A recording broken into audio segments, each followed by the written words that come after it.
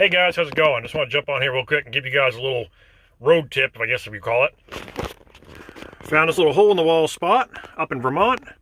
It's a P&H truck stop. They've got diesel fuel over in the corner. They got an old style scale. It is certified. It's not a cat scale, but it is certified. And they have got plenty of truck parking. And there's nobody else here. They got plenty of parking in the back.